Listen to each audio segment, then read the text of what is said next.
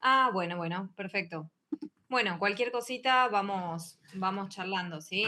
Avísenme si al pasar las diapositivas hay alguna complicación o algo y lo vemos.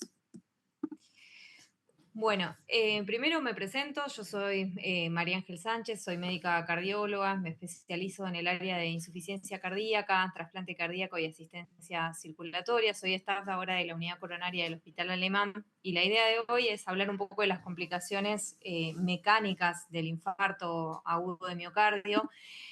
Como bien sabemos, las complicaciones a grandes rasgos son eléctricas, mecánicas o en sí hemodinámicas, llevando al shock cardiogénico y en especial evaluar un poco algunas generalidades del soporte avanzado y las opciones que tenemos. A modo de introducción, hoy nos vamos a centrar un poco en las complicaciones mecánicas, que son la insuficiencia mitral isquémica, la comunicación interventricular postinfarto y la ruptura cardíaca libre en primera instancia y después un poco más específico en el shock cardiogénico. Si bien las complicaciones mecánicas en la era de la angioplastia primaria son poco frecuentes, la verdad que la mortalidad de estas complicaciones es muy alta y principalmente esta mortalidad está determinada por el que suelen uno pensarlas tardíamente, al no verlas tan frecuentes, se suelen justamente por ahí dilatar un poco el diagnóstico y el tratamiento y eso es lo que condiciona más la mortalidad. Como primera regla es importante sospechar en aquel paciente que haya tenido un infarto agudo de miocardio, esté sobre todo dentro de la primera semana y evoluciona con un deterioro hemodinámico súbito. Habitualmente en líneas generales iremos viendo cada una, pero son pacientes que pueden volver a tener ANGO recurrente, que aparece un soplo nuevo, evolucionan con signos de insuficiencia cardíaca refractarias al tratamiento o inclusive hacen una muerte súbita. En esos pacientes siempre tenemos que tener la alerta de pensar en la posibilidad de que esté haciendo alguna complicación mecánica. La verdad que cuando uno se pone a ver la prevalencia de las complicaciones mecánicas hoy en día es baja, es del 0,5 al 3% de todos los síndromes coronarios agudos, pero como pueden ver y les anticipaba, la mortalidad hospitalaria en el contexto de un supra es cercana al 50%, y si bien son menos frecuentes en los infartos sin elevación del ST, la mortalidad, digamos, la incidencia de estas complicaciones pueden estar también. Eh, Básicamente, la herramienta diagnóstica que vamos a tener ante alguna sospecha de una complicación mecánica es el ecocardiograma. Y si tenemos que plantearnos en una línea de tiempo, desde el día cero del infarto, como pueden ver acá en el gráfico de abajo, nosotros vemos que los primeros días, del primero al tercer día, es más frecuente que suceda la ruptura de la pared libre del ventrículo izquierdo. En una segunda instancia, entre el tercer y quinto día, la ruptura del músculo papilar, generando la insuficiencia mitral, y más bien cercano a la semana, la comunicación interventricular. Ahora iremos viendo los mecanismos. Recientemente, hace unos días, es más, se publicó una nueva revisión de la guía europea. Acá les dejo sobre todo el título para que después puedan ahondar un poco más en el tema. Creo que es sumamente interesante porque la verdad que si bien las guías de práctica clínica mencionan estas complicaciones, lo hacen muy general. Me parece una buena revisión para después que la puedan evaluar más en detalle. La verdad que la ruptura de la pared libre del ventrículo izquierdo era mucho más prevalente en la era prefibrinolíticos, como vemos acá en la diapositiva, pero esto ha bajado en la era de la angioplastia primaria. Como dijimos, es de presentación temprana cuando se da, dentro de los primeros 3 días, y dentro de los factores de riesgo, es decir, para tener alertos y estar atentos ante pacientes adultos mayores. Sobre todo los adultos mayores tienen una, digamos, con edad avanzada, una fragilidad miocárdica, y ante un paciente que ha tenido un infarto extenso, sobre todo de cara anterior, tener presente que se pueden dar estas características.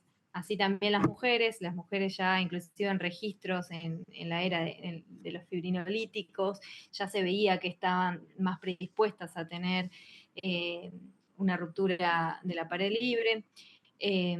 aquellos pacientes que han tenido un debut, digamos, de un primer infarto también, pacientes renales crónicos o aquellos que recibieron fibrinolíticos, pero más allá de las 12 horas, se sabe que aumenta el riesgo de ruptura cardíaca externa, así como también el uso de AINES o esteroides en estos infartos extensos en los primeros días, ¿sí? Como podemos ver acá en esta pieza anatómica.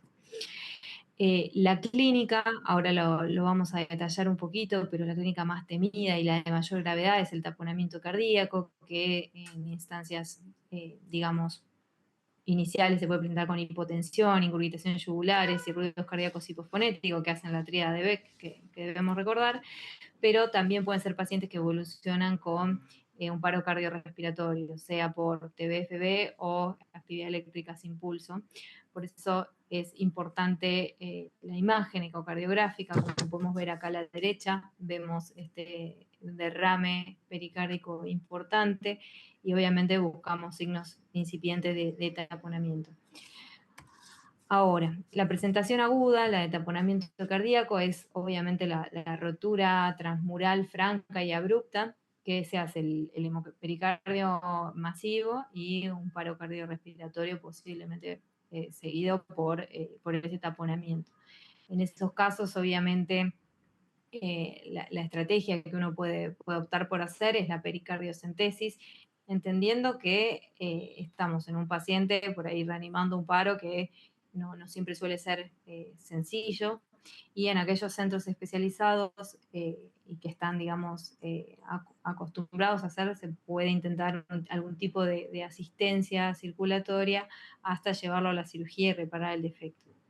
Por otro lado, hay situaciones en las que esa zona friable que ha sufrido el infarto puede tener cierto exudado hemático lento, producto de la erosión y de todo el remodelado que se va dando, y son pacientes que van, digamos, acumulando sangre, se va dando este hemopericardio, pero es una manera más progresiva. Por eso lo importante de ir viendo esta evolución. Estos pacientes suelen dar un poco más de tiempo, pero bueno, es la verdad, muchas veces hay un poquito de derrame, entonces estar más atentos en esos pacientes.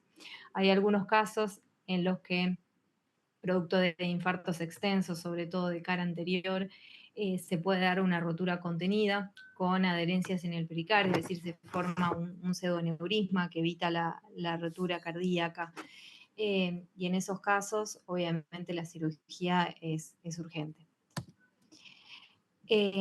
Otra de las complicaciones que dijimos que se dan entre el segundo y el séptimo día es la insuficiencia mitral isquémica.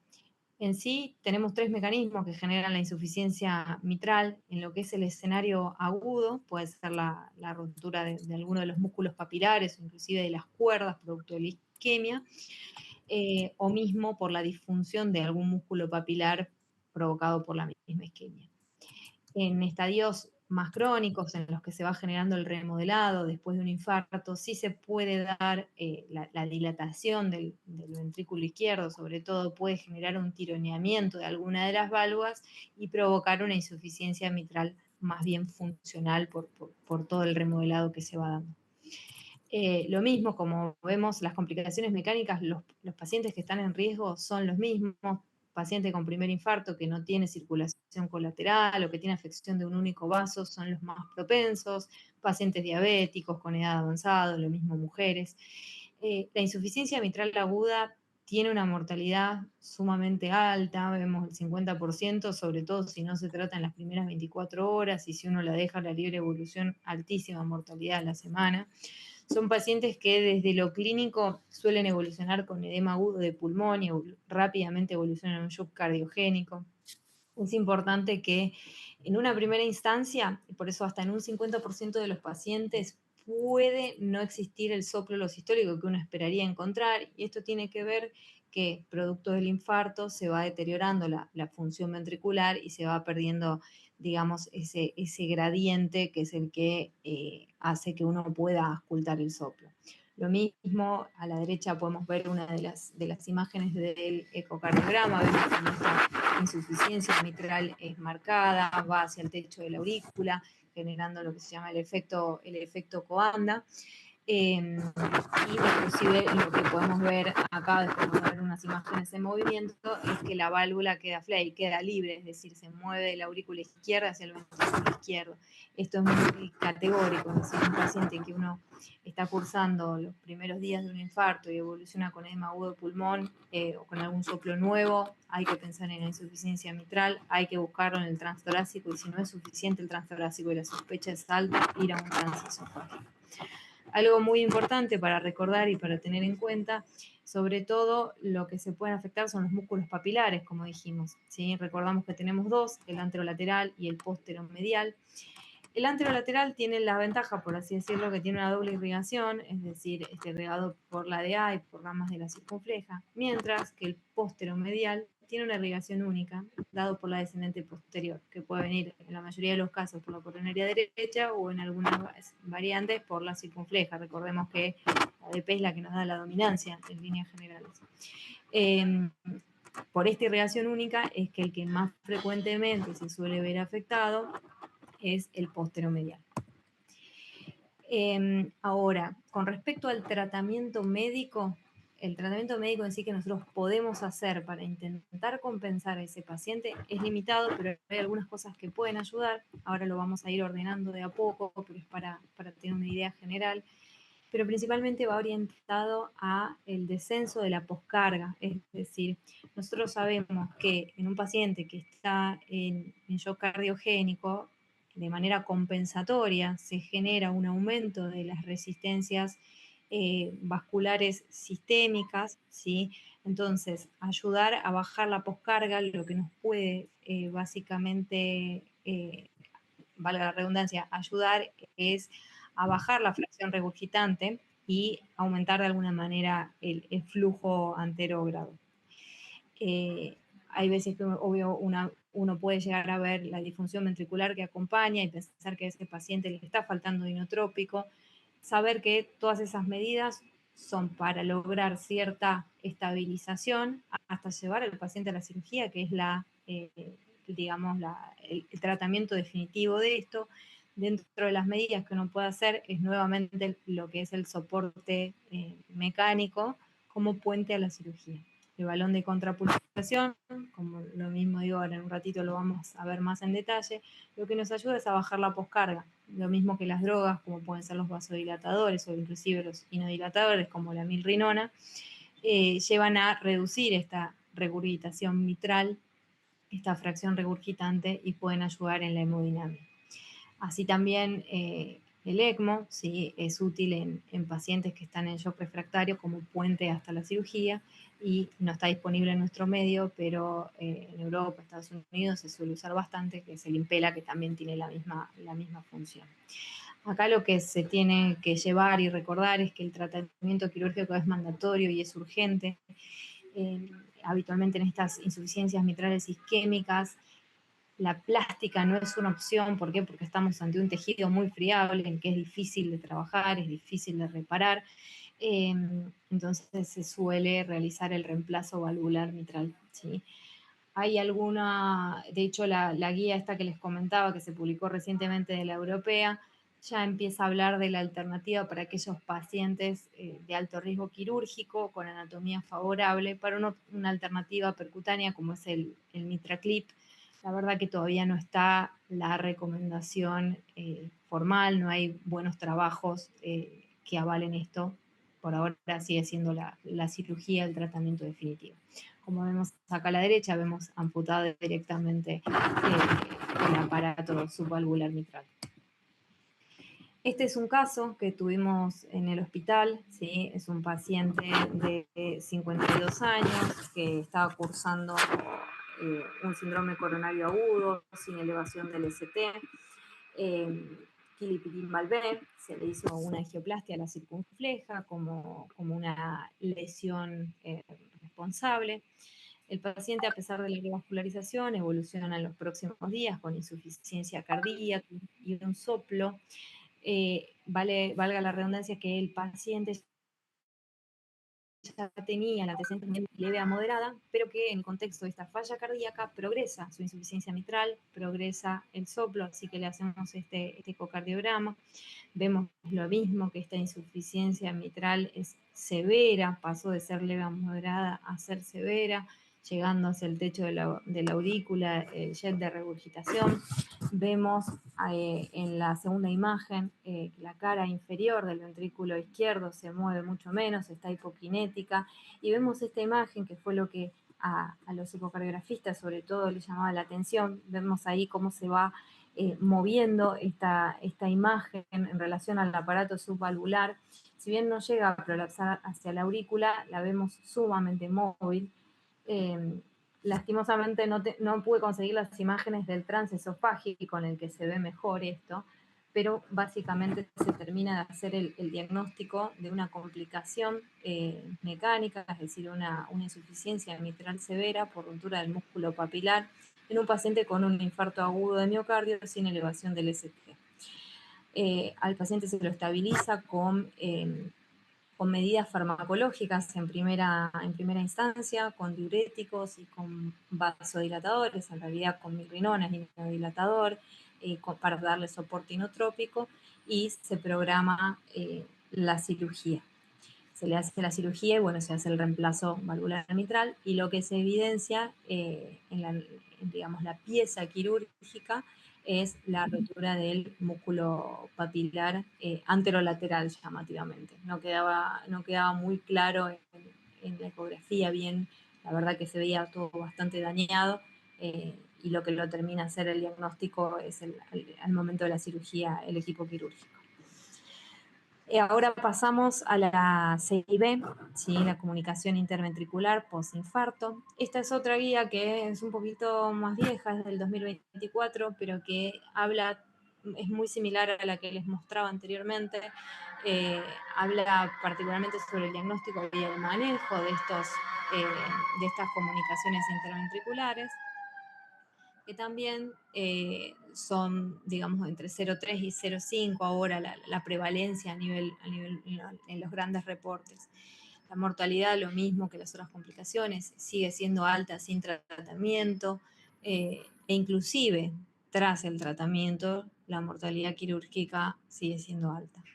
Algo importante a destacar es que la CIB tiene digamos, una forma de presentación más bien bimodal, se puede dar en las primeras 24 horas y también un pico entre los 3 y los 5 días, pero puede presentarse hasta 2 semanas después del infarto.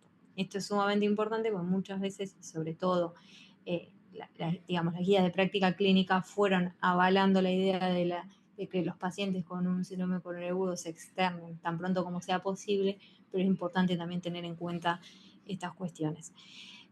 Lo mismo que los casos anteriores, los factores de riesgo para el desarrollo de estas complicaciones, la edad avanzada, las mujeres, un infarto único, sobre todo anterior, una reperfusión tardía, pacientes renales crónicos, etcétera. Como vemos, son la misma población la que tiene más riesgo de desarrollar este tipo de complicaciones. Acá en la CIB lo que se genera, bien como se ve en la imagen, es un pasaje de la sangre, un shunt de izquierda a derecha con sobrecarga de ambos ventrículos y en consecuente caída del gasto cardíaco, ¿sí? Acá sí se suele escuchar un soplo holosistólico, y sobre todo pensarlo en aquel paciente con un soplo nuevo, también con falla cardíaca y que evoluciona con hipotensión, tenerlo sumamente presente. Y en el eco lo que vamos a ver es ir a buscar este defecto septal y este jet de izquierda a derecha.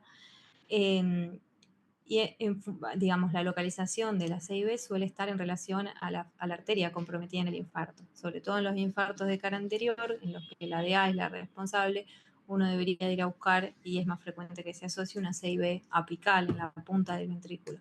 Mientras que en los infartos de cara inferior, en los que suele haber compromiso de la coronaria derecha, se suelen dar comunicaciones intraventriculares a nivel basal, que son mucho más difíciles de ver en el ecocardiograma y tienen peor pronóstico también por las dificultades que se pueden plantear al momento de la reparación. Como acá podemos ver en esta imagen, cómo se ve a nivel del septum este defecto claro, ¿sí? En el ápice, posiblemente el compromiso haya sido a raíz de un infarto con compromiso de la descendente anterior, y vemos cómo hay pasaje de flujo de izquierda a derecha con un jet de alta velocidad, vinculada obviamente al área del infarto.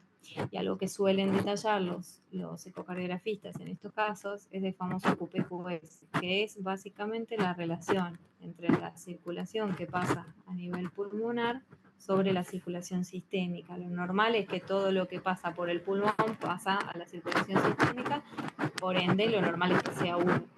En estos shunts, en estas comunicaciones, cuando uno hace la relación, seguramente se encuentra, y es una CIB significativa, nos encontremos con una relación de 2 a 3, 2 o 3 a 1, como se puede ver acá en la imagen.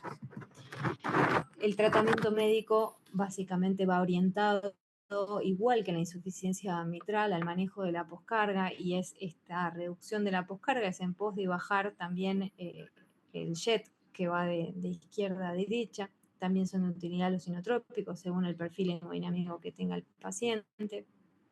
Y acá, de hecho, esta revisión plantea dos alternativas terapéuticas. Digamos, históricamente el tratamiento fue quirúrgico, pero en el último tiempo se fueron desarrollando técnicas más bien percutáneas para resolver estas complicaciones, como es el tratamiento percutáneo con dispositivos, ¿sí? Los famosos Amplatzer, por ejemplo. Entonces, la decisión de ir por una u otra de las alternativas va a depender en realidad del riesgo quirúrgico del paciente y del estado hemodinámico del paciente. Muchas veces, para poder hacer un cierre percutáneo, uno requiere de cierta planificación, de mayores, digamos, imágenes previas al procedimiento, y por ahí el paciente no tiene el tiempo, sobre todo, como para esperar a la programación de un procedimiento de este estilo. Sobre todo si es un paciente inestable, la cirugía sigue siendo el gold standard porque es la que le va a permitir, obviamente, salir del cuadro de descompensación. Inclusive plantean este algoritmo que es resume bastante esto que les estaba diciendo. Si tenemos un paciente hemodinámicamente estable, uno puede esperar e intentar la reparación dentro de una semana, sobre todo esperando la reparación, ¿para qué? Para diferirla, digamos, si el paciente está estable, nos va a permitir la formación de todo un tejido cicatricial alrededor del defecto que permita un mejor soporte para el material de sutura o para el implante de dispositivos. Pero esto es siempre que el paciente esté estable. Ahora, en el caso de que el paciente esté inestable, como es el caso de la izquierda, obviamente hay que optimizar el tratamiento médico pensando en la posibilidad de alguna asistencia, y si el paciente se logra estabilizar, pensar urgente en lo que es la reparación de ese defecto. Para eso se utilizan los famosos Heart Team, que es, digamos, el equipo multidisciplinario que en función del defecto que tenga el paciente, producto de la CIB, más el estado hemodinámico y las comorbilidades, más la experiencia del centro, define cuál es la mejor estrategia, si la cirugía o el tratamiento percutáneo.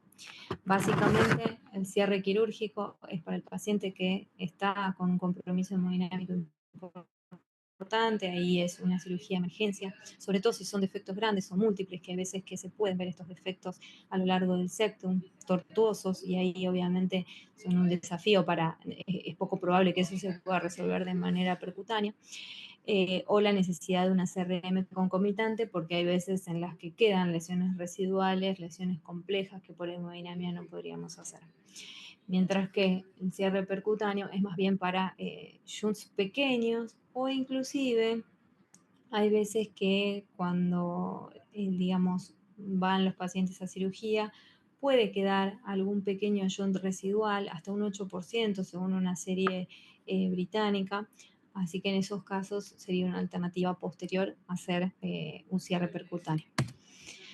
Acá tenemos las dos técnicas quirúrgicas, tal vez es ahondar demasiado, pero básicamente una de las técnicas lleva lo que es la exéresis de ese material necrótico y la realización de un parche, solamente cubriendo el defecto, mientras que la otra implica toda una, digamos, una reparación de todo el septum, básicamente, que es la de abajo, la técnica de exclusión. Y a la derecha podemos ver lo que es, digamos, acá está la CIB y podemos ver cómo van posicionando el dispositivo de cierre, que puede ser, como les decía, un tipo Amplatzer, guiado por ecocardiograma transesofágico para la correcta posición, ¿sí?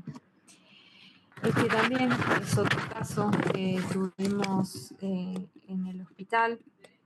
Es un paciente brevemente 66 años que estuvo internado por un síndrome coronario agudo con elevación del ST y una angioplastia primaria a la descendente anterior, con una lesión en la coronaria derecha que se resuelve en esa misma residual que se resuelve en esa misma internación.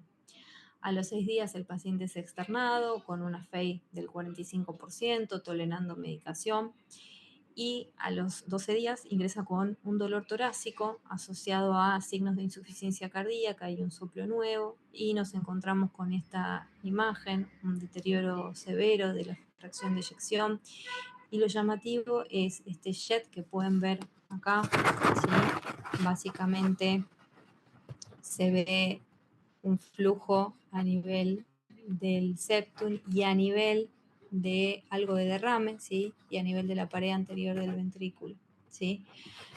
Acá también podemos ver el pasaje de sangre de derecha a izquierda. Así que, obviamente, ante la sospecha de una CIB, fíjense igual lo alejado que estaba este paciente, se hace lo mismo, la compensación hemodinámica, y se lo lleva a quirófano para hacer el cierre de la CIB y cierre de la pared libre, porque tenía, la verdad, una rotura contenida de la pared anterior del ventrículo izquierdo. Entonces, resumiendo, siempre pensar en complicaciones mecánicas en aquellos pacientes que evolucionan en el contexto de un síndrome coronario agudo con hipotensión, que les aparece un soplo nuevo, que empiezan a elevar lácteo con un deterioro hemodinámico o que evolucionan con un edema agudo de pulmón. Siempre lo importante es, ante estos casos, hacer el eco transtorácico. Si tenemos sospecha de que esta complicación mecánica y no la podemos ver del todo en el transtorácico, no quedarnos con que está todo bien, sino ser un poco más agresivos e ir por el ecocardiograma transesofágico. Pues sabemos, como les decía, estas complicaciones están, si bien no son tan prevalentes, pero tienen una alta mortalidad asociada. Entonces es importante reconocerlo, y cuanto antes uno la pueda reconocer, mejor es el abordaje que le puede dar al paciente. Entonces, si se confirma la presencia de una complicación mecánica, lo ideal es activar al equipo de HeartTeam, buscar la estabilidad hemodinámica del paciente y la mejor estrategia para resolverlo. Ahora iremos viendo un poco cómo tratamos de llegar a esa estabilidad hemodinámica. Acá, a modo de repaso, este cuadro lo que busca es tratar de resumir en pocas palabras y en pocos aspectos lo que uno va a ir a buscar al examen físico y el tiempo en el cual espera, como dijimos, la CIB con su pico bimodal, la rotura de la pared libre entre el primero y el tercer día, y la rotura del músculo papilar a las 2 o 7 semanas, entendiendo que hay veces que nos podemos encontrar con sorpresas, como les mostraba con el último caso y el paciente de la CIB a los 10 días. Ahora pasamos un poco a la parte de shock cardiogénico. Vamos a ir haciendo un repaso. Básicamente, todas las complicaciones mecánicas que les comentaba previamente pueden evolucionar hacia el shock cardiogénico, o mismo el infarto en sí, la gran, digamos, necrosis, extensa necrosis producto de un infarto, puede generar el shock cardiogénico. Entonces, acá en este cuadro podemos ver, si vieron las guías de práctica clínica en general del shock cardiogénico, todas coinciden al momento de definirlos, como el shock trial, el ABP, o inclusive las guías de práctica clínica, que uno, para hablar de shock, tiene que tener un paciente hipotenso y con hipoperfusión periférica. Pero algo muy cuestionado es que hay hasta un 50% de los pacientes en los cuales, cuando uno ya llega a la hipotensión, es porque el paciente está en estadios muy avanzados. Hay hasta un 50% de estos pacientes que se presentan con los shocks normotensivos, es decir, ¿cuál es el tema? Si uno está esperando la típica definición de hipotensión e hipoperfusión, muchas veces llegamos tarde. Tal vez una forma de entenderlo que resulta más útil y práctico para el momento de ejercer y de evaluar un paciente es tomarlo como un síndrome que se caracteriza por hipoperfusión sistémica en contexto de un gasto cardíaco inadecuado. Para diagnosticarlo nos basamos en la clínica sobre todo de hipoperfusión, ¿sí? Hipoperfusión hablamos extremidades frías, caída del ritmo diurético, elevación de ácido láctico, que también cuando uno espera el láctico ya estamos en una hipoperfusión franca, no deberíamos de llegar a esos estados. Entonces tenemos la clínica, podemos apoyarnos en la hemodinamia y en el laboratorio como les comentaba. Sin embargo, lo que fallan en sí estas definiciones, es importante que estamos ya en pacientes muy, digamos, con un estado mucho más crítico, con mucho mayor compromiso hemodinámico al momento de hablar de hipotensión. Esto también lo han planteado, ¿sí? La Sociedad Cardiovascular de Angiografía e Intervenciones, que se llama SCAI, propuso una nueva forma de clasificar el shock con una finalidad tal vez más práctica y para poder usarla en la práctica clínica al borde de la cama de los pacientes. Porque esta clasificación lo que nos permite es identificar a aquellos pacientes que están en riesgo y en función de la evolución que vayan teniendo, poder de alguna manera estratificarlos o clasificarlos. ¿Por qué? Porque se ve que dentro de cada grupo se va asociando la mortalidad. Por ejemplo, la escala SCAI va de la A a la E, ¿no? Los pacientes que están en estadio A son aquellos pacientes en riesgo. En riesgo, por ejemplo, el paciente que tuvo un infarto anterior extenso. No ha desarrollado shock, pero es un paciente que está en riesgo, que tiene ya, vamos, por estar en riesgo, una mortalidad, según distintas series, de hasta el 3%. Ahora, la B es de beginning. Beginning nos habla de aquel paciente que está empezando a desarrollar taquicardia o hipotensión o tendencia a la hipotensión, pero sin llegar a tener hipoperfusión franca. El clásico es el C, que es el paciente con el shock cardiogénico típico, y acá hace la salvedad de que es aquel paciente en el que yo veo la clínica y la analítica, la bioquímica, y me encuentro con parámetros de hipoperfusión a pesar del soporte farmacológico o hemodinámico que le pueda estar dando. Pero esto no siempre va acompañado de hipotensión, y esa es la gran diferencia, ¿sí? Que estos, decíamos, entrarían también estos pacientes con shock normotensivo. En D es el paciente que va deteriorando, vemos como la mortalidad va aumentando exponencialmente, es decir, es aquel paciente que a pesar de yo darle estrategias farmacológicas o mecánicas no es suficiente y empieza a agregar mayor compromiso. Y L, por último, tenemos aquel paciente que está en shock refractario, con elevación de ácido láctico, justamente con acidosis, con peoría hemodinámica, con falla multiorgánica, y obviamente acá la mortalidad escala al 70%. Algo importante que destacan en esta clasificación es que la presencia de paro cardiorrespiratorio en cualquiera de estos estadios obviamente condiciona el pronóstico y está asociado independientemente a mayor mortalidad. A la derecha podemos ver que esto después le queda, que cada estadio se correlaciona con un examen físico, con biomarcadores y hemodinámicos para tratar de hablar todos el mismo idioma, básicamente, y que entendamos qué tipo de paciente tenemos si decimos está en un SCAI C, está en un SCAI B, y poder de alguna manera unificar un poco más los criterios. Bueno, con respecto a la epidemiología, la incidencia global en sí del shock cardiogénico es del 7% y el 80% se da en contexto de un síndrome coronario agudo, sobre todo en aquellos pacientes con infarto con supradesnivel del ST, pero también puede dar en los no ST. La prevalencia, si bien históricamente el síndrome coronario agudo fue el 80% de los casos de shock cardiogénico, en el último tiempo también estamos viendo un perfil nuevo, no nuevo, pero más prevalencia de del perfil de paciente con insuficiencia cardíaca, con deterioro severo de la fe, que evoluciona hacia el shock cardiogénico y es fenotípicamente diferente.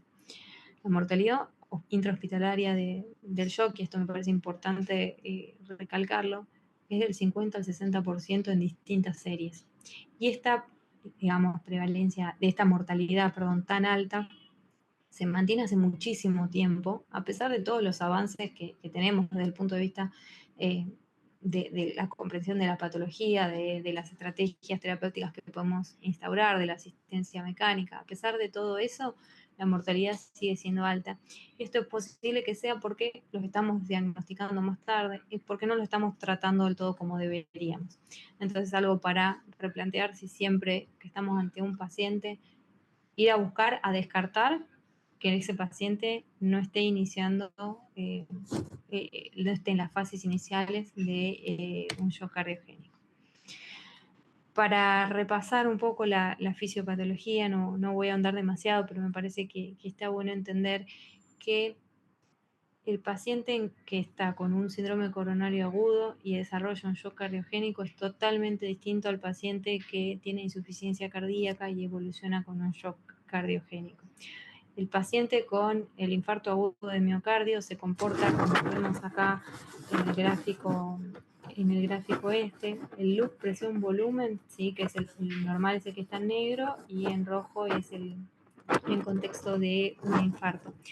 Hay una anoxia abrupta, cae llamativamente la contracción ventricular porque se afecta lo que es la fuerza de bomba. Vemos cómo este loop se corre hacia arriba y hacia la derecha y se hace cada vez más pequeño. Y esto es un deterioro abrupto, es decir, es un corazón que no está adaptado para lo que le está sucediendo. Esta anoxia viene a bajar la contractilidad, se activan de manera refleja vías neuronales que llevan a aumento de la frecuencia cardíaca, aumento de las resistencias. Son ventrículos que no se vacían bien justamente por el déficit en la contracción, empiezan a aumentar las presiones de fin de diástole, hay activación de todo el sistema neurohormonal que lleva a la retención más de volumen, que precipita más este aumento del volumen de fin de diástole y fin de sístole, y todo esto termina siendo en algún punto deleterio porque lleva a la caída del volumen sistólico efectivo con hipoperfusión y falla multiorgánica. Entonces, en el paciente que tuvo un infarto y evoluciona hacia el shock, en este sí uno suele ver más bien hipotensión, una vez que todos estos mecanismos, por así decirlo, se tornan insuficientes. Ahí ya cuando tenemos hipotensión estamos tarde posiblemente, estamos en un escenario de hipoperfusión y en todo este contexto se empieza a poner más en manifiesta la congestión. Mientras que en el paciente que hace un shock por insuficiencia cardíaca, lo que uno va viendo es que es un paciente que se va poniendo cada vez más congestivo hasta que se empieza a instaurar la hipoperfusión tisular y en fase final es recién la hipotensión, como para tener en cuenta las dos fisiologías de dos pacientes que pueden evolucionar a shock y son totalmente distintos. Básicamente esto es resumiendo un poco lo que les comentaba. En el infarto se da una disfunción ventricular con caída del gasto cardíaco. Esto hace que disminuya la presión de perfusión coronaria y a su vez la perfusión periférica.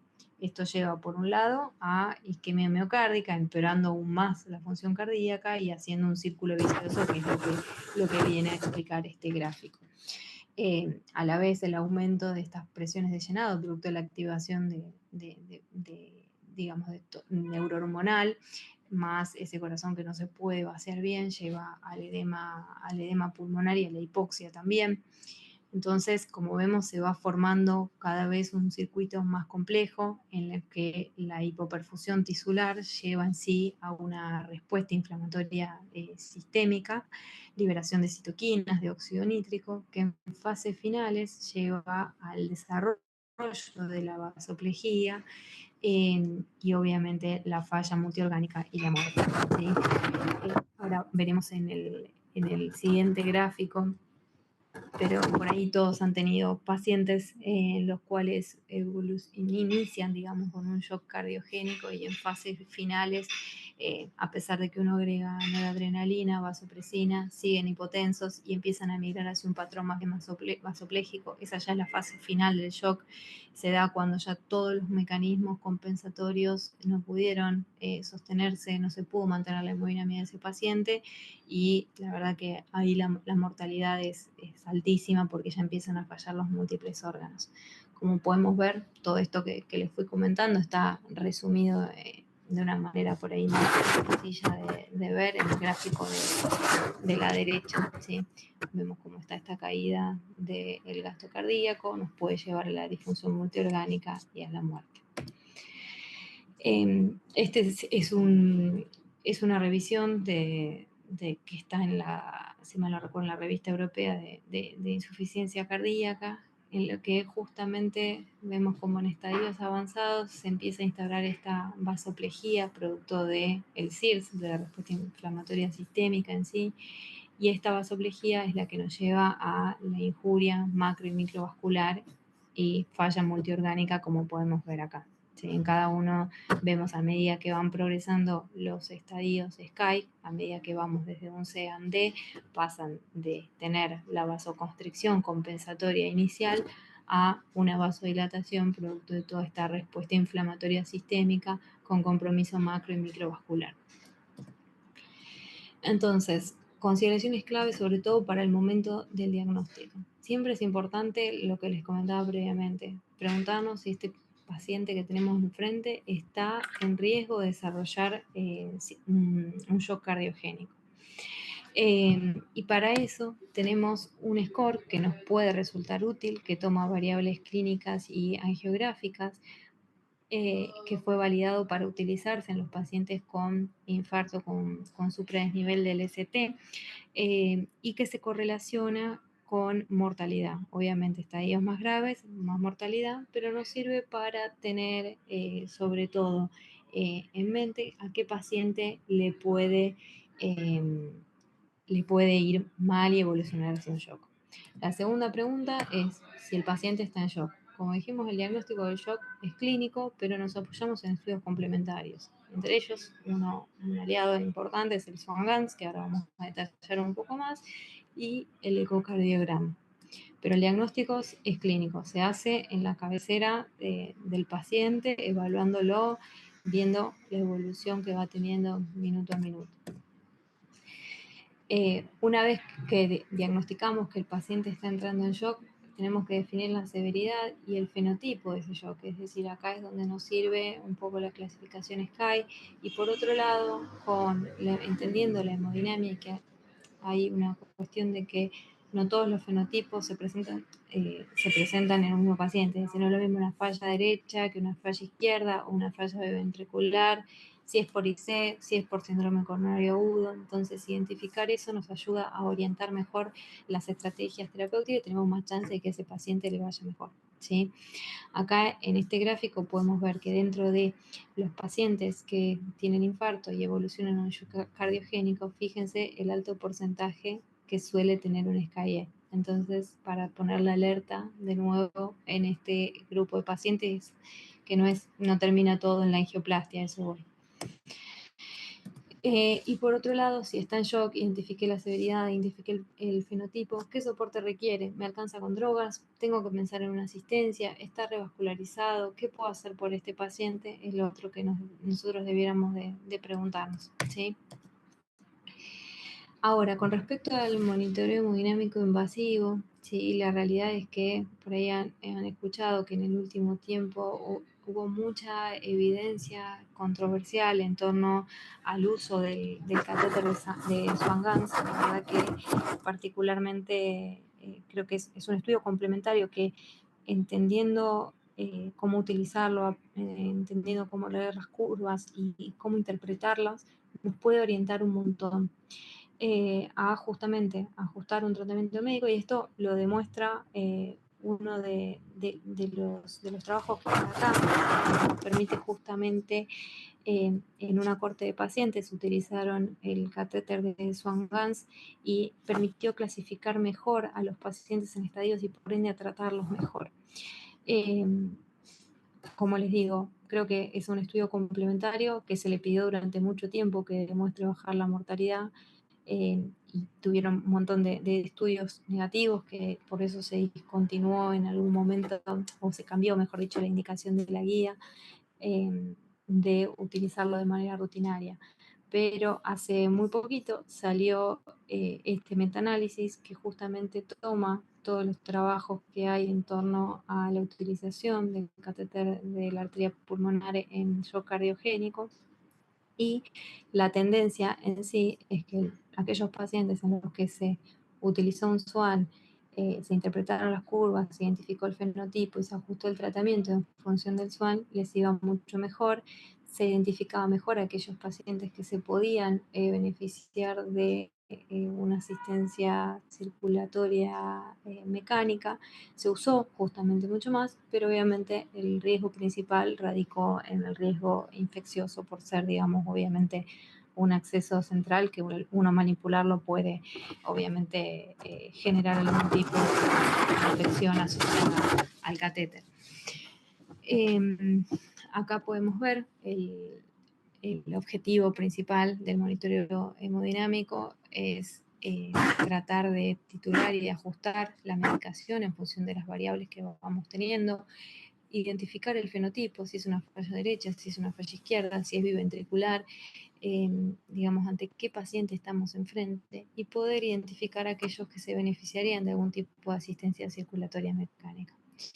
Esta es la recomendación que pone la guía de la SAC, que ellos lo que sugieren es que el catéter en la arteria pulmonar se utilice en aquellos pacientes que evolucionan con shock y que no tienen respuesta al tratamiento inicial, o para guiar la indicación, para guiar la terapéutica o la iniciación de medidas de soporte mecánico.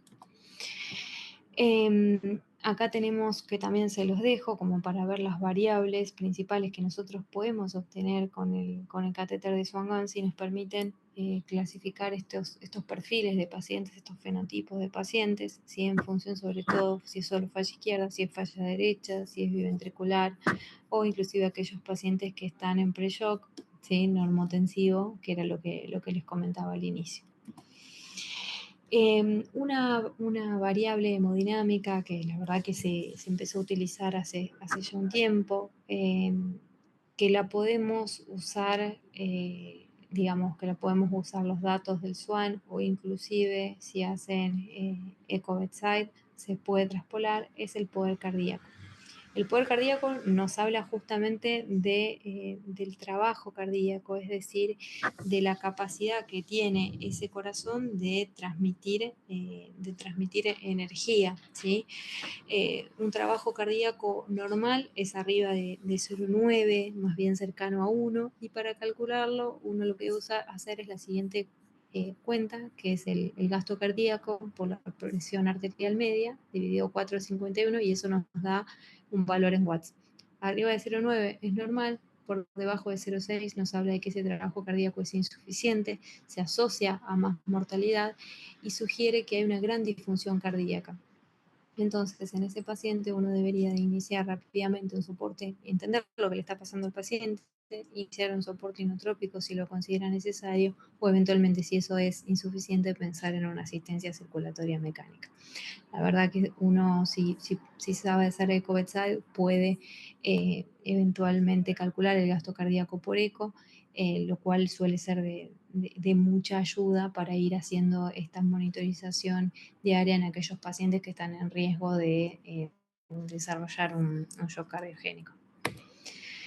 Entonces, es importante en estos pacientes que están en shock hacer un monitoreo multiparamétrico. Obviamente, cuando uno piensa en un paciente en riesgo de o en shock, piensa en un paciente en la unidad de cuidados intensivos, en la unidad coronaria, un paciente con electrocardiograma continuo, un paciente más invadido con un catéter de vía central, con un catéter radial, con un respirador si así lo requiere, obviamente, y debemos de manera regular y ser un poco más exhaustivos con los controles, sobre todo de laboratorio, para ir midiendo el delta de lactato, ver mismo inclusive otros parámetros asociados con el gasto cardíaco, sobre todo que uno lo puede inferir, que es el delta de CO2, por ejemplo. Es decir, son todos parámetros que son discutidos, pero que nos pueden ayudar a orientarnos un poco más. Pero basándonos en la clínica, en estos marcadores metabólicos, bioquímicos de perfusión, en la hemodinamia y en el ecocardiograma, tenemos todo para identificar a aquel paciente que está iniciando o que ha desarrollado un shock cardiogénico.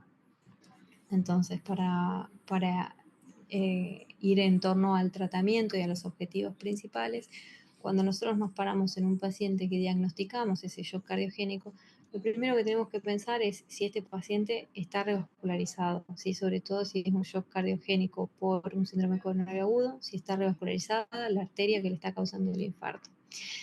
Posterior a eso, tenemos que tratar de mejorar ese gasto cardíaco. Sabemos que para eso podemos usar drogas y si las drogas no son suficientes, tenemos y contamos con la disponibilidad, una buena opción es el uso de asistencia circulatoria mecánica. Eso dependerá del centro en el que trabajen, pero digamos, la idea de esto es ir haciéndolo escalado, todo con el objetivo de restaurar y de mejorar esa perfusión periférica, evitando la falla multiorgánica. La realidad es que una vez que uno plantea un tipo de manejo clínico y ese manejo clínico con drogas no es suficiente, deberíamos de considerar si el paciente se beneficiaría de algún tipo de asistencia. Como primer punto dijimos garantizar la revascularización, ¿sí? Aquel paciente que está cursando un shock cardiogénico en contexto de un síndrome coronario agudo, debemos de revascularizar la lesión culpable por angioplastia, si es posible, o si no, con cirugía. Esta evidencia uno la saca del Shock Trial, ¿sí? Que es un trabajo viejo, ya en 1999, pero de acá radica la indicación de revascularizar solamente el vaso culpable, ya que esto mejora la sobrevida independientemente de que los síntomas, independientemente de cuándo hayan aparecido los síntomas. Uno debe de hacer los mayores esfuerzos posibles para revascularizar ese vaso que le está causando el shock cardiogénico, que le causó el infarto. A raíz del culprit shock, que fue un trabajo del 2017, cambió la indicación de las guías. Si uno revisa las guías previamente, se sugería considerar por lo menos, si encontrábamos otras lesiones más allá de la lesión culpable, intentar abrir todo. A ver, desde el punto de vista, uno lo razona y dice, bueno, sí, por ahí abriendo todo tenemos un mejor beneficio en ese corazón que está atontado, pero la realidad es que este trabajo, el culprit shock en pacientes con síndrome coronario agudo y shock cardiogénico con enfermedad multivaso, se veía que si uno le abría todos los vasos, hacía revascularización multivaso, se morían más y tenían más riesgo de entrar a diálisis. Y a raíz de esto es que se cambia la indicación de la guía. Como pueden ver, digamos, uno no debería de abrir todas las lesiones de manera rutinaria, sino que en una primera instancia tratar solamente la lesión culpable. Ahora, en relación al tratamiento médico, el tratamiento en sí que uno le puede ofrecer al paciente que está en shock es el uso de inotrópicos. Sabemos que los inotrópicos son necesarios, pero hay que tener en cuenta que aumentan el consumo de oxígeno, salvo el levosimendan, son prorrítmicos y ninguno mejora la mortalidad. Y ninguno, sea dobuta o milrinona, ninguno es superior a otro, lo demostraron distintos trabajos. Los vasoconstrictores, ejemplo la noradrenalina, la vasopresina, no tienen tanto efecto inotrópico y obviamente uno tiene que limitar el uso. No es pongo el paciente a 150 de sistólica, sino que entender que esa presión que uno logra sea digamos, la mínima que pueda para no empeorar la microcirculación. Recordemos que hay una gran disfunción endotelial a nivel de la microcirculación, producto de esta respuesta inflamatoria que se va generando, que si yo le pongo, la verdad, la noradrenalina, la vasopresina en dosis máxima, posiblemente termine empeorando el cuadro. Entonces, como primera recomendación, ir por los inotrópicos, ver si con eso es suficiente. Por ahí necesitamos algo de noradrenalina, sobre todo en pacientes que están vinculados al respirador, con pseudoanalgesia, pero tratar de limitar su uso al menor que necesite sería la idea.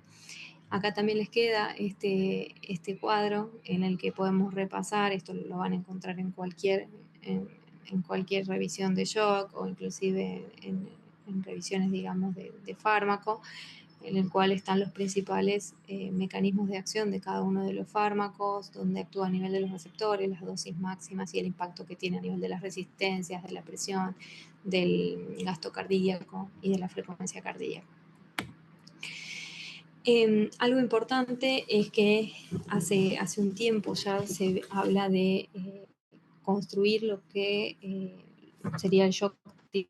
¿Sí? El Shock Team es este equipo multidisciplinario que algo les comentaba previamente, en el cual se involucran los cardiólogos de cuidados críticos, un especialista en insuficiencia cardíaca, los cirujanos, si hay un equipo de ECMO, de asistencias también, en pos de identificar a estos pacientes y definir y debatir cuál es la mejor estrategia.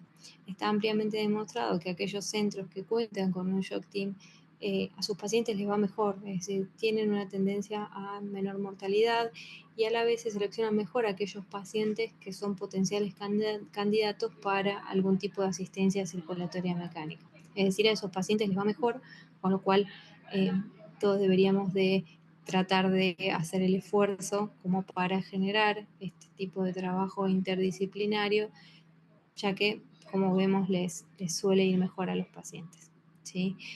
Este gráfico lo que viene a demostrar es que no todos los pacientes que tengan un shock cardiogénico post-IAM se benefician de un soporte circulatorio mecánico, ¿sí? Justamente lo que resalta es la importancia de identificar correctamente qué paciente se va a beneficiar de esa asistencia y sobre todo el tiempo para implantarlo, ¿sí?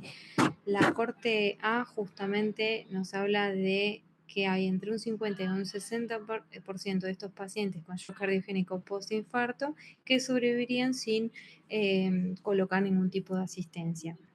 Mientras que la Corte B son dentro de esos pacientes que entre un 40 y un 50% que tienen más riesgo de mortalidad, entre un 15 y un 25% podrían llegar a sobrevivir utilizando algún tipo de asistencia, mientras que en la Corte C son pacientes que ya por el estadio en el que están con falla multiorgánica o con daño neurológico, la verdad que el implante de algún tipo de asistencia terminaría siendo fútil porque no cambiaría el desenlace.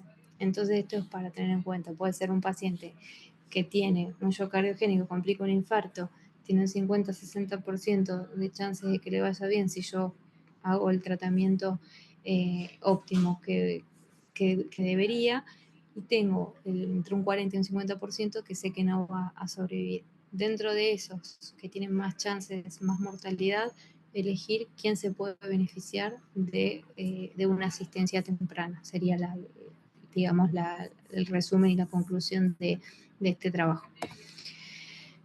Entonces, la gran pregunta es, yo tengo un paciente con un shock cardiogénico, no me está alcanzando el soporte inotrópico farmacológico que le estoy dando.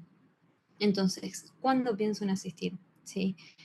La verdad que veíamos con el trabajo anterior que si asisto a todos, posiblemente no vaya a tener mayor beneficio y voy a tener más complicaciones porque no deja de ser una asistencia circulatoria mecánica, no deja de tener sus complicaciones inherentes al implante y al mantener el dispositivo también. Y yo sé que si la aplico muy tarde, termina muchas veces siendo fútil porque ya hay daño multiorgánico. Mientras que lo ideal sería encontrar esa ventana de oro, ese momento en el cual pueda beneficiar al paciente y pueda tratar de sacarlo de ese estado de hipoperfusión profunda. La guía de ACC del 2025, que es la última que publica, digamos, la Sociedad Americana, esto igual también lo tiene la misma recomendación, la guía europea, que creo que es del 2023, que en aquellos pacientes con complicaciones mecánicas, ¿sí?, de un síndrome coronario agudo, como las que comentábamos al inicio de la clase, es razonable usar para estabilizarlos hemodinámicamente, un dispositivo de asistencia circulatoria mecánica de corta duración como puente hasta llevarlo a la cirugía y poder resolver el defecto. Después, obviamente que el uso rutinario, ¿sí? Es decir, a todos, no se beneficiarían, digamos, todos los pacientes que evolucionan con shock de asistir a todos, ¿sí? Esta es la recomendación que está en rojo, de que no hay beneficio a todos, sino elegir y clasificar bien a aquel paciente que se pueda beneficiar. ¿Cómo pensamos las asistencias circulatorias? ¿Sí? Las debemos de interpretar como un puente, como justamente se ve acá, como esta revisión habla más bien del uso de ECMO, pero se traspola a estas asistencias circulatorias de corta duración, que básicamente nos van a ayudar a dar ese sostén hemodinámico que necesita el paciente en el momento, pero no lo puedo dejar asistido en ECMO de manera indeterminada, de manera indefinida, ¿sí? Uno lo pone en ECMO a aquel paciente que tenga posibilidades o de recuperar la función ventricular, ¿sí? O no es la realidad argentina, pero en otros centros, aquel paciente que yo sé que si no recupera, tengo dos opciones, o trasplantarlo, o si hay algún tipo de contraindicación, ponerle un dispositivo de asistencia circulatoria a largo plazo como es el Harnett, ¿sí? Pero bueno, lo que nos da el ECMO es en esta instancia es tiempo, es decir, tiempo para optimizar la perfusión, digamos, y la oxigenación de los tejidos, para bajar justamente para reducir ese daño multiorgánico que se puede generar si nosotros dejamos evolucionar al shock, para, junto con tratamiento médico, ayudar a la descongestión y a la descarga de ese ventrículo izquierdo. Y también nos lleva a, obviamente, bajar el consumo de oxígeno porque nos va a dar todo el sostén básicamente que ese corazón no puede hacer. Entonces voy a poder bajar las drogas. El paciente que está en ECMO, uno no debería mantenerlo en ECMO y a la vez dejar la dobutamina en dosis máximas o la milrinona en dosis máxima, sino que dejamos que ese corazón repose, es la mínima dosis que se necesita para permitir la apertura valvular y dejamos, digamos, por así decirlo, descansar ese corazón. Entonces, en ese periodo de tiempo, mientras lo logramos compensar, poder decidir hacia qué lado va el paciente. Dentro de los tipos de asistencia de corta duración que tenemos disponibles, la realidad es que acá en Argentina lo que posiblemente más vean va a ser el balón de contrapulsación intraórtica, ¿sí? Que nos sirve para, sobre todo, la asistencia del ventrículo izquierdo, tiene un flujo pulsátil, ¿sí? Mientras que el resto de las asistencias son continuas. El pulsátil hablamos porque va inflando y desinflando, mientras que el resto de las asistencias ofrecen un flujo continuo. Acá en Argentina, como les decía, el balón es de los más utilizados y después, en segunda instancia, dependiendo de la complejidad de cada centro, el uso del ECMO, que es un circuito de circulación extracorpórea, ¿sí? El ECMO nos puede dar asistencia tanto para el ventrículo izquierdo como para el ventrículo derecho, y después tenemos otros tipos de asistencias que, como les decía, el Impela se usa más, acá en Argentina no está disponible, al menos por el momento, pero como vemos se coloca en el ventrículo izquierdo y va bombeando sangre del ventrículo izquierdo hacia la aorta directamente, descargando ese ventrículo izquierdo, ¿sí? Mientras que el ECMO lo que hace es tomar sangre venosa, la lleva a través, digamos, de una bomba, pasa a una membrana oxigenadora y devuelve esa sangre oxigenada al torrente arterial, ¿sí? Cumple justamente la función cardiopulmonar.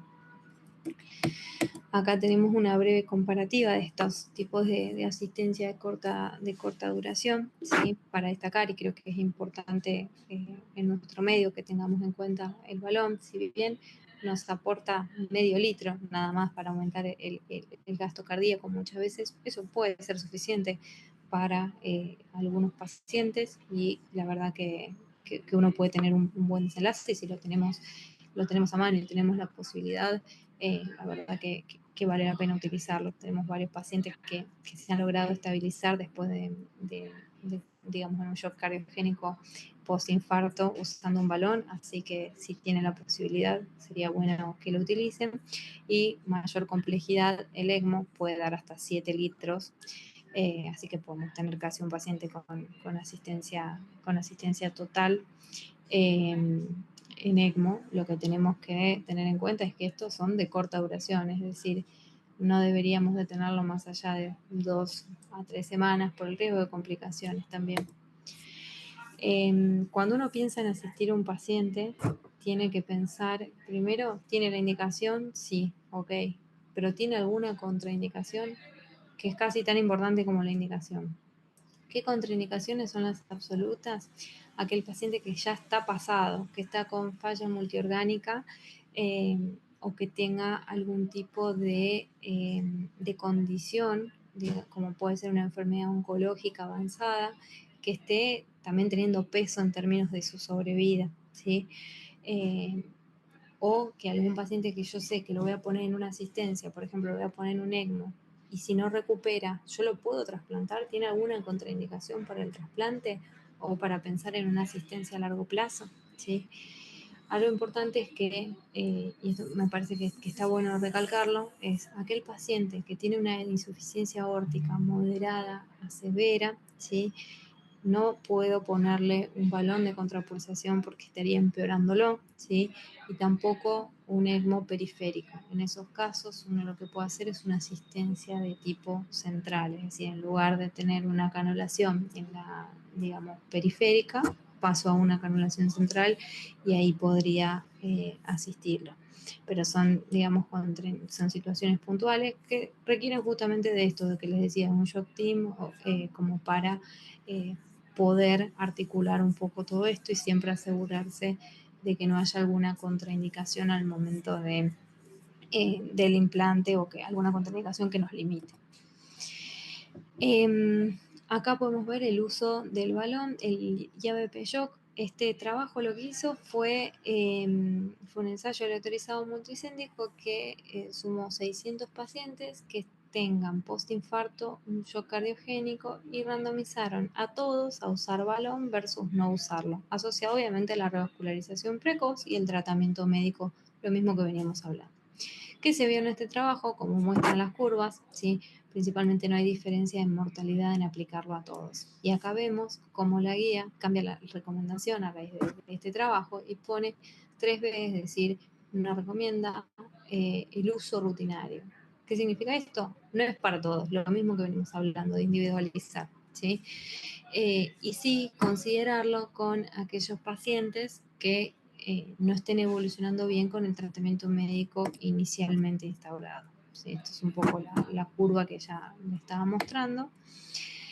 Con el ECMO, a pesar de que ningún estudio, por lo menos hasta ahora, demostró que el ECMO baje mortalidad, ¿sí? Este tal vez es el trabajo más resonante, que básicamente incluyó 420 pacientes con shock cardiogénico isquémico, revascularizados y todo, y los randomizó a ECMO precoz con tratamiento estándar versus tratamiento estándar solo. Este trabajo no mostró beneficios en términos de mortalidad, pero cosas a tener en cuenta y es la misma crítica que se le hace a todos los trabajos. Es muy difícil hacer randomizados de alta calidad en pacientes que están tan inestables y que están al borde de la muerte, ¿sí?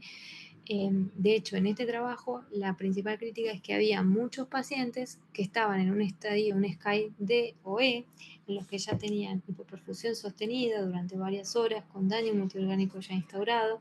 Entonces, la gran pregunta es, si nosotros mejoramos la selección de esos pacientes, ¿hubiésemos tenido algún beneficio? La realidad es que habría que hacer algún estudio, digamos, incluyendo población que no esté tan grave, a ver si logramos ese beneficio. Como les decía, eran todos SkyD o E, la mayoría, y lo que sí hubo es bastante entrecruzamiento de ramas, es decir, es difícil hacer un randomizado porque si uno ve con tratamiento médico el paciente no va y sabe que hay una alternativa para instaurar, muchos de esos pacientes pasaron al grupo de ECMO, los asistieron igual. Y lo otro, que es un poco más puntilloso, es que tampoco hubo un criterio para decir el momento exacto de la canulación, no estaba protocolizado, quedó a discreción del médico tratante, ni tampoco estrategias para ayudar a ventear un poquito más ese ventrículo izquierdo, para descargar un poco más ese ventrículo izquierdo. Y este es el último trabajo que les quería comentar, que es el Danger Shock, que es el trabajo que cambia la indicación de la guía, que básicamente es shock cardiogénico isquémico, sobre todo fenotipo con afección de ventrículo izquierdo, y compara el uso de Impella, que es esta bomba microaxial que les mostraba que toma sangre del ventrículo izquierdo y la devuelve a la aorta, con cuidado estándar versus cuidado estándar solo, sí baja mortalidad a expensas de complicaciones, porque obviamente son dispositivos que no están exentos de requieren anticoagulación, entonces no están exentos de sangrados, de complicaciones vasculares al momento del implante. Entonces es importante, una vez más, individualizar, pero como podemos ver, ponen 2A la guía americana al uso de estas bombas de microaxiales, o sea, el Impella es la marca comercial, para bajar la mortalidad en el paciente con un shock cardiogénico isquémico. Entonces, resumiendo un poco todo lo hablado hasta ahora, cuando nosotros tenemos un paciente que lo diagnosticamos que está en shock cardiogénico, ver si estamos pudiendo cumplir los objetivos. ¿Está revascularizado? ¿Está revascularizada la lesión culpable? ¿Qué fenotipo de shock tengo? ¿Es izquierdo? ¿Es derecho? ¿Qué puedo hacer para optimizarlo? Complejizarlo con un Swan-Ganz y tratar de ver si hay alguna, digamos, alguna estrategia más que pueda estar instaurando.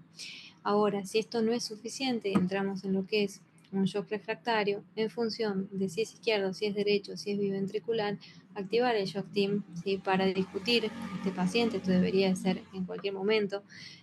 Lamentablemente estos pacientes suelen presentarse a la noche, a la madrugada, y a veces resulta difícil activar un shock team, pero bueno, tener ese equipo de respuesta rápida, que si vemos que las cosas no están funcionando, que no estamos alcanzando los objetivos mínimos de asegurarnos una buena perfusión periférica, pensar en asistirlo, y en función de si hay agregada hipoxemia franca o no, definir el tipo de asistencia que sea mejor, ¿sí? Este gráfico viene a demostrar lo mismo. Un aspecto importante es que aquel paciente que tuvo un paro cardíaco presenciado intrahospitalario, uno podría ofrecerle intraparo mientras vamos reanimando la canulación a un ECMO venoarterial.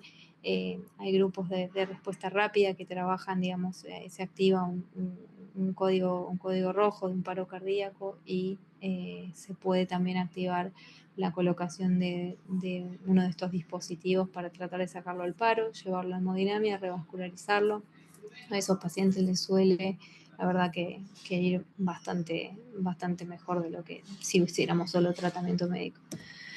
Y otro aspecto importante es, una vez que el paciente está asistido, tratar diariamente de ir viendo si va recuperando la función ventricular, si va mejorando las fallas orgánicas, si va mejorando la hemodinamia, para poder sacársela tan pronto sea posible, porque sabemos que estos tipos de asistencias no están exentos de riesgos, sea infecciosos, sea sangrado, o complicaciones vasculares en el sitio de implante. Entonces es importante de poder sacarla tan pronto como sea posible.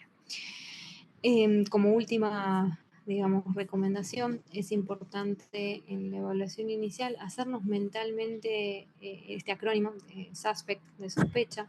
Sospecha, sobre todo, pensar en los signos y síntomas de hipoperfusión. Si al paciente lo veo más dormido, si lo veo más confuso, si veo que las extremidades están frías, que está más taquicárdico, que empieza a tener algunos signos de congestión.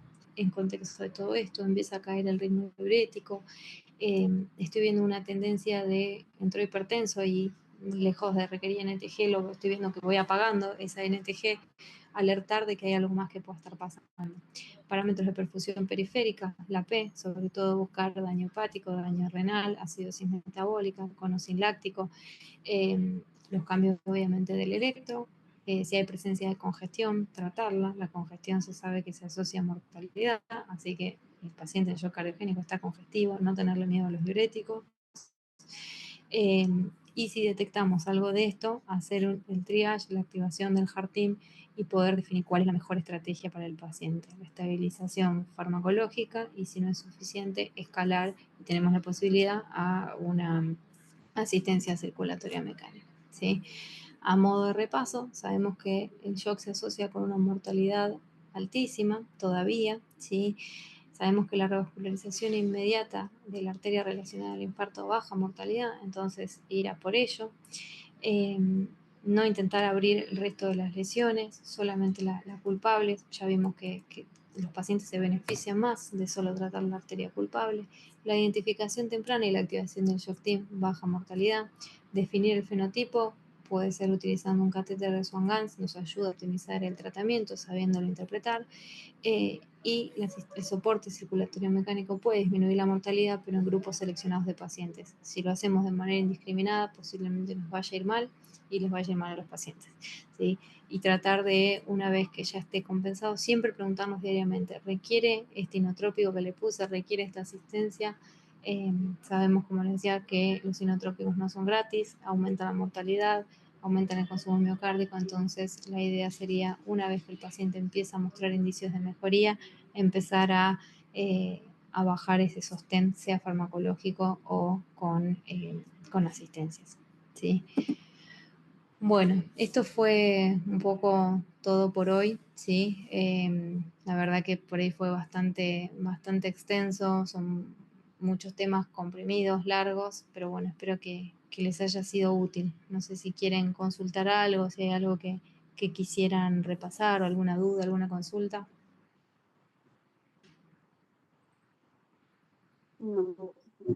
Eh, Sí, la verdad que sí, es un montón, es demasiado todo en una clase, así que mucha información, mucha complejidad también, pero bueno, les queda por si en algún momento lo quieren revisar y bueno, cualquier cosa pueden hacer después las preguntas y me las hacen llegar. Muchas gracias. Doctora, una pregunta. Sí. Tal vez usted utilizar en el hospital alemán Dellinger. No. Acá en el hospital Berlin Heart no. Lo único que contamos es con balón de contrapulsación y con ECMO. Claro, el balón de contrapulsación sería de baja duración. Exactamente. Y la sí. mediana sería el ECMO. Exactamente. Uno puede llegar a tener hasta 30 claro, días, como mucho, un claro. paciente. Y el Dellinger sí dura más o menos un año. Entonces, Sí, sobre todo mejor, acá. mejor que utilizar mucho el Dellinger. Sí, y O acá. también la centrífuga. Exactamente, la centrífuga también. De hecho, acá lamentablemente por temas costos muchas veces no se puede acceder a la centrífuga, pero es una alternativa totalmente válida. De hecho, uno no debería si, por ejemplo, ¿no? El escenario de un paciente que no recupera la fracción de eyección, que uno lo asiste en ECMO y lo quiere llevar a un trasplante, tal vez la mejor alternativa es, ok, cuando puedo le saco el ECMO y le pongo una centrífuga hasta que se trasplante. Sería el razonamiento en un mundo ideal, ¿no? Como vos decís, una asistencia por ahí un poquito más larga que permita que el paciente vaya por lo menos rehabilitando hasta que llegue el momento de su trasplante, ¿no?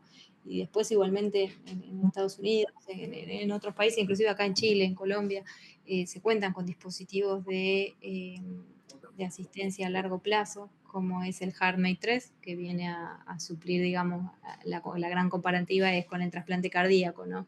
Porque básicamente es el famoso corazón artificial, que es un poco el concepto de Berlin Heart. Bueno, gracias, doctora. Bueno, no, de nada. Bueno, saludo grande. Que tenga buenas noches. Buenas noches. Hasta luego.